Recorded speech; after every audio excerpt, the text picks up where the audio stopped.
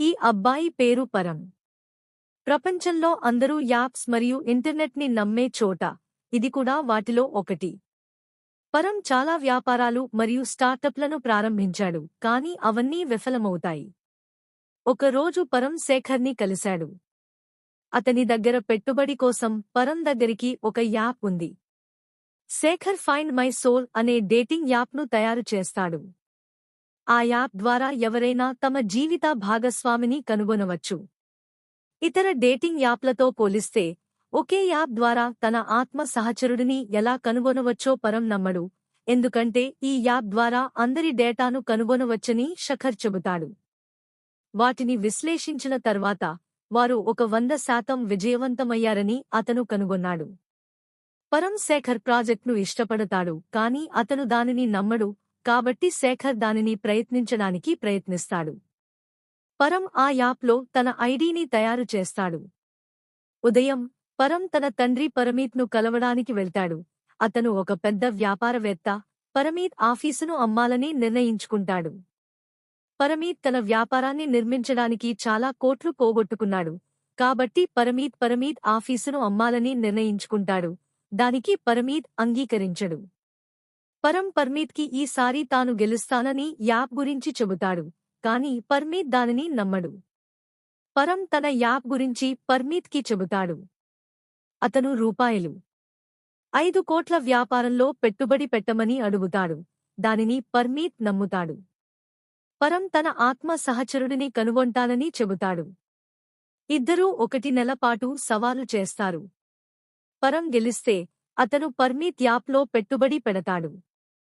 పరంకి ఒక చిన్ననాటి స్నేహితుడు ఉన్నాడు. అతను ప్రతిరోజూ పరం ఆత్మ సహచరుడి కోసం వెతుకుతాడు. అతను పరం ఆత్మ సహచరుడిని కనుగొంటాడు. వారి ఇద్దరి ఆత్మ సహచరుడు 100% సరిపోతాడు. అతని పేరు సుందరి. సుందరి కేరళలో నివసిస్తుంది. సుందరికి ఎటువంటి సోషల్ అకౌంట్ లేదు, కానీ వారికి సుందరి చిరునామా లభిస్తుంది. సుందరి తన ఇంటిని హోంస్టేగా మార్చుకుని అది నడుపుతున్న ఇంట్లో నివసిస్తుంది. పరం, జగ్గీ సుందరిని కలవడానికి వెళ్తారు. అతను కరేలాకు వస్తాడు. సుందరి మొబైల్లో నెట్వర్క్ లేని గ్రామంలో నివసిస్తుంది. అందరిలోనూ సుందరిని అడ్రస్ అడుగుతాడు. చిరునామా చెప్పిన తర్వాత సుందరికి దూరంగా ఉండమని హెచ్చరిస్తాడు. ఇద్దరూ అక్కడికి వస్తారు. అక్కడ సుందరిని చూస్తారు. ఆమె పిల్లలకు క్లాసికల్ డాన్స్ నేర్పుతుంది. ఆమెను చూసిన పరం మొదటి చూపులోనే ప్రేమలో పడతాడు. సుందరి వారిని చూసి వారిపై దాడి చేస్తుంది, కాని ఆమె తన ఇల్లు కొనాలనుకున్న మరొక వ్యక్తిపై దాడి చేస్తుంది. సుందరి అతని గురించి పరంను అడుగుతుంది. పరం ఇక్కడ బుకింగ్ చేసుకున్నాడు, కాని ఈ సుందరికి 2 రోజుల క్రితం తుఫాను కారణంగా గ్రామంలో నెట్వర్క్ లేదని తెలియదు. పరం హోటల్లోని అన్ని గదులను బుక్ చేస్తాడు. పరం సుందరిని సరసాలాడటానికి ప్రయత్నిస్తాడు. పరం ఆమెతో ప్రపంచం మొత్తం పర్యటించి ఆమెపై ఒక డాక్యుమెంటరీ రాస్తానని చెబుతాడు, కానీ సుందరికి ఇది పట్టింపు లేదు. సుందరికి ఒక చెల్లెలు ఉంది. అమ్ము ఆమెకు గది చూపిస్తుంది. పరం సుందరితో మాట్లాడటానికి ఒక సాకు కనుగొంటాడు. కొన్నిసార్లు నెట్వర్క్ సమస్య ఉంటుంది, కొన్నిసార్లు ఆందోళన చెందుతుంది. సుందరి అతన్ని కొబ్బరి చెట్టు ఎక్కి దాన్ని నెట్వర్క్ కోసం ఉపయోగించమని అడుగుతుంది. పరం సుందరిని తన గైడ్గా ఉండమని అడుగుతుంది. సుందరి నిరాకరించింది. మరుసటి రోజు పరం జాగింగ్కు వెళ్తాడు. అతను అలా చేస్తాడు, కానీ గ్రామ ప్రజలు అతన్ని ఆపేస్తారు. నాయక్ అనే వ్యక్తి అక్కడికి వచ్చి షార్ట్స్ వేసుకుని బయటకు వెళ్లకూడదని, అతను ధోతీ ధరిస్తాడని చెబుతాడు. పరం సుందరి గురించి తెలుసుకోవాలనుకుంటాడు, కానీ సుందరికి సోషల్ మీడియా ఖాతా లేదు, కాబట్టి అతను ఆమెను అనుసరిస్తాడు. అప్పుడు సుందరికి ఇష్టమైన పాట గురించి తెలుసుకుంటాడు.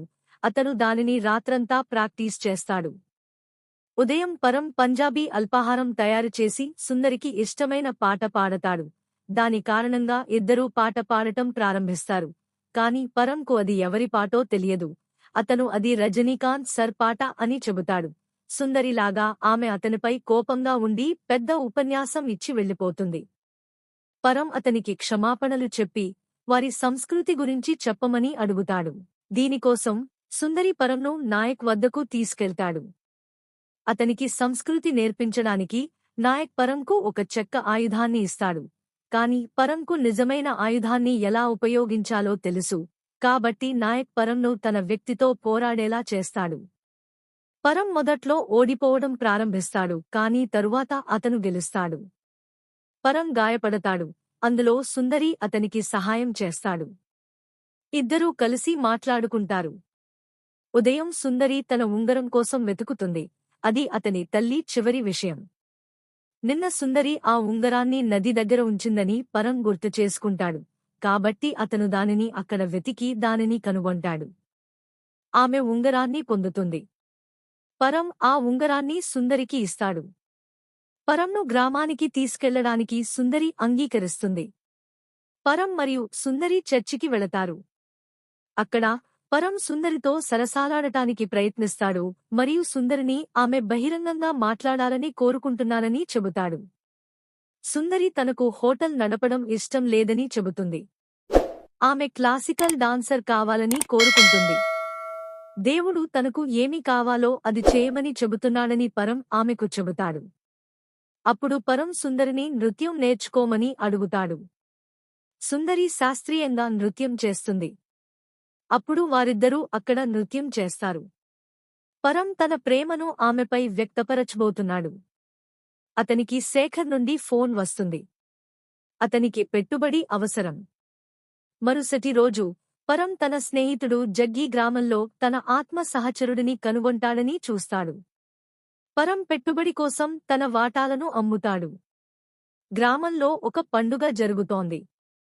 పరం సుందరికి ప్రపోజ్ చేయడానికి ప్రయత్నిస్తాడు, కానీ వేణు అనే అబ్బాయి అక్కడికి వస్తాడు.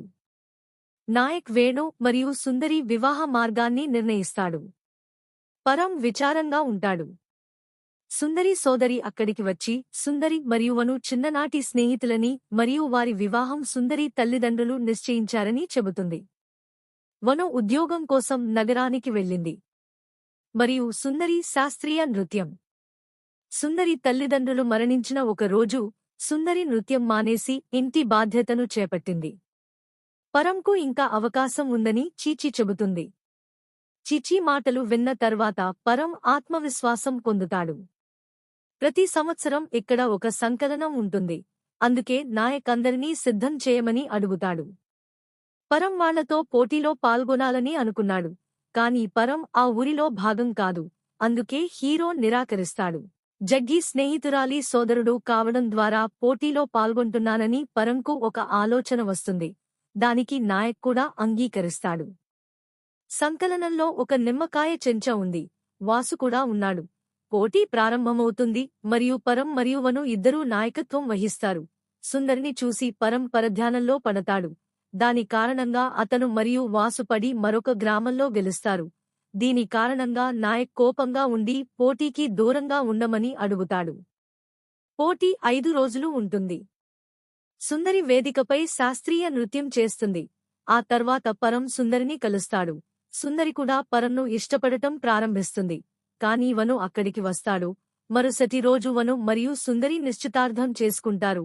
పరం అక్కడ నృత్యం చేసి పాడతాడు. పరం మరియు జగ్గీ ఒక ప్రణాళిక వేస్తారు. వాళ్ళు అందరి ముందు వను ధోతిని తీస్తారు, కానీ పొరపాటున అతను వేరొకరి ధోతిని తీస్తాడు. అందులో గొడవ జరుగుతుంది. ఒక వ్యక్తి గాయపడతాడు. అతను అతన్ని చెరువు నుండి ఆసుపత్రికి తీసుకువెళతాడు. ఆసుపత్రిలో వనుకి పరంపై అనుమానం వస్తుంది.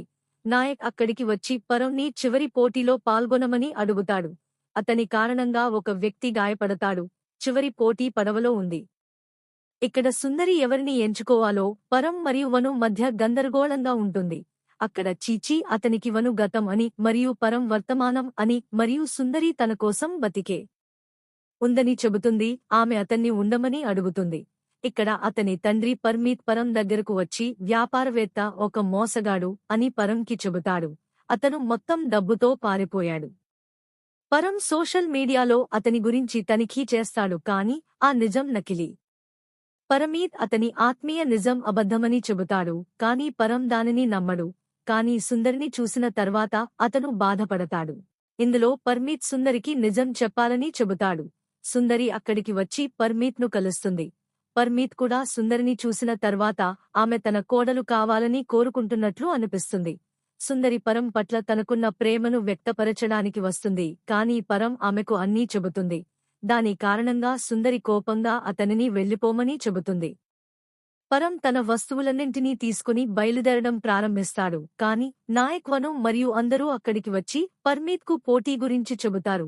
పర్మీత్ ఎటువంటి ఇబ్బందుల్లో కుకోవడం ఇష్టం లేదు. దాని కారణంగా అతను పోటీకి అంగీకరిస్తాడు. మరుసటి రోజు చివరి పోటీ ఉంది. పరం అసంతృప్తిగా ఉంటాడు. సుందరిని చూసిన వెంటనే అతను పోటీ వైపు దృష్టి పెట్టడు. తన శక్తినంతా ఉపయోగించి పరుగు పందెం గెలుస్తాడు. కాని జగ్గీ వారితో రాలేదు. అతను ఇక్కడే ఉండాలని కోరుకుంటాడు. అతను తన ఆత్మ సహచరుడిని కనుగొన్నాడు మరియు ఆమెను విడిచిపెట్టడానికి ఇష్టపడడు. విమానాశ్రయంలో పర్మీత్ సుందరిని విడిచిపెట్టి తాను తప్పు చేస్తున్నానని చెబుతాడు. అతను సుందరిని ప్రేమలో పడ్డానని, యాప్ కారణంగా కాదని, తన హృదయం కారణంగానే అని చెబుతాడు. ఆమె హృదయం మాట వినమని చెబుతాడు. అది విన్న తర్వాత పరం పెళ్లికి తిరిగి వెళ్తాడు. ఇక్కడ సుందరి పరం సుందరిపై కోపంగా ఉంటుంది. అతను ఒక కొబ్బరి చెట్టు ఎక్కి మాట్లాడి దాని నుండి క్షమాపణ అడుగుతాడు. పరం సుందరికి ఈరోజు మొదటిసారిగా ఏ యాప్ లేదా డేటా కారణంగా కాదని చెబుతాడు. సుందరి కూడా పరంను ప్రేమిస్తాడు, కాని పరం ఆమె హృదయాన్ని విచ్ఛిన్నం చేశాడు. నాయక్ అక్కడికి వస్తాడు. అతను పరంను ప్రేమించడు మరియు సుందరి ఒకరు, అందుకే అతను అతనిపై దాడి చేసి పరంను పట్టుకుంటాడు. అతని తండ్రి పర్మీత్ కూడా అక్కడే ఉన్నాడు. జగ్గీ పరంకు సహాయం చేస్తాడు. పరం ఇంట్లో సుందరి కోసం వెతుకుతాడు, కాని నాయక్ మరియు అతని వ్యక్తులు అతన్ని వెంబడిస్తారు. పరం ఏదో విధంగా సుందరిని కలుస్తాడు.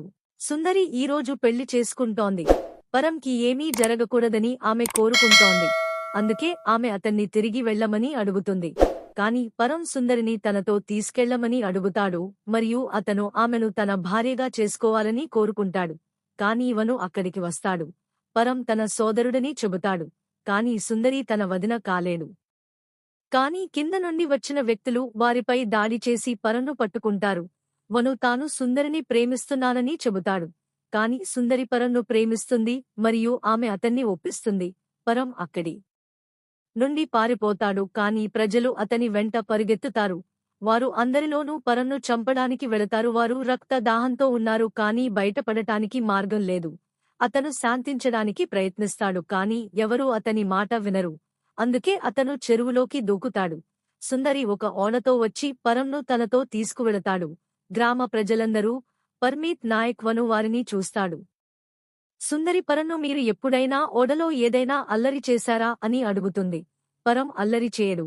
అందుకే సుందరి అందరి ముందు పరంను ముద్దు పెట్టుకుంటుంది మరియు అందరూ వారిని చూడటం ప్రారంభిస్తారు. పర్మీత్ జగ్గి చీచి. ఈ వీడియో నచ్చితే సంతోషంగా ఉంది. దయచేసి లైక్ చేయండి మరియు సబ్స్క్రైబ్ చేయండి.